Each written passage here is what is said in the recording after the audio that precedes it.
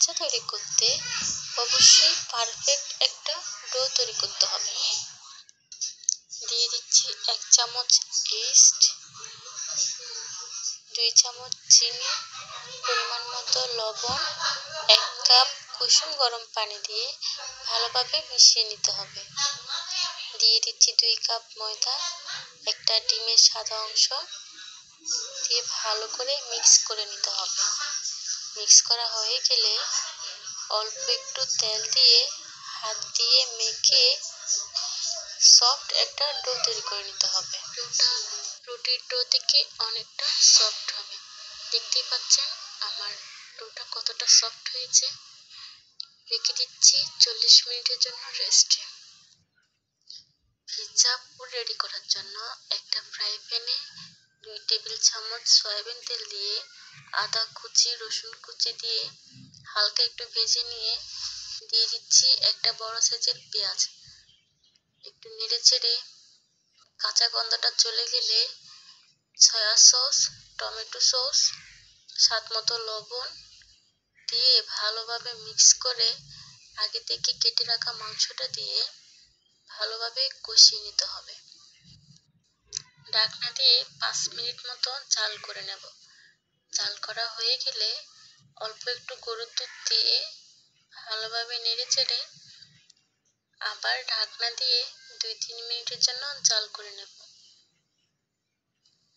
2 minute পরে আমার পিৎজার পুর রেডি। ফিরে যাচ্ছি রেস্টে রাখা 40 মিনিটের ডোয়ের কাছে।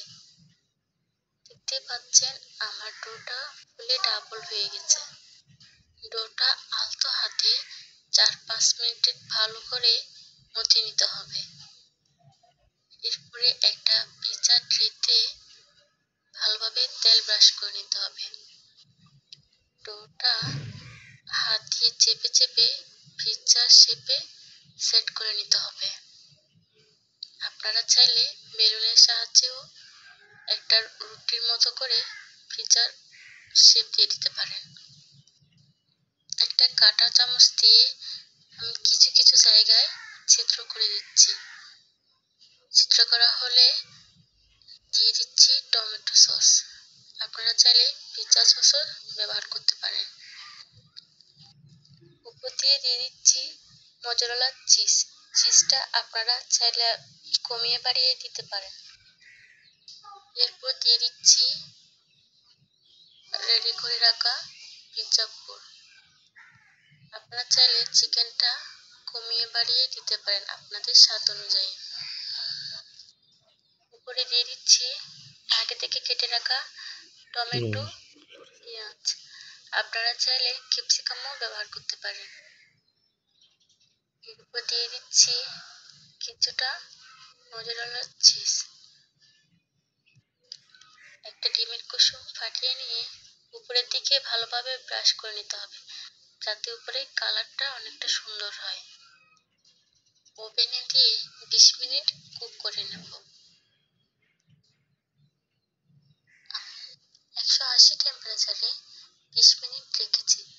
আপনারা চাইলে গ্যাসের চুলায় একটা ফ্রাই প্যানে মাঝারি আঁচে 20 মিনিটের মধ্যেই তৈরি করে নিতে পারেন পারফেক্ট পিৎজা। এভাবে পিৎজা তৈরি করলে আর রেস্টুরেন্ট থেকে পিৎজা অর্ডার করতে হবে না। 20 মিনিট পরে দেখতেই পাচ্ছেন আমার পিৎজাটা রেডি।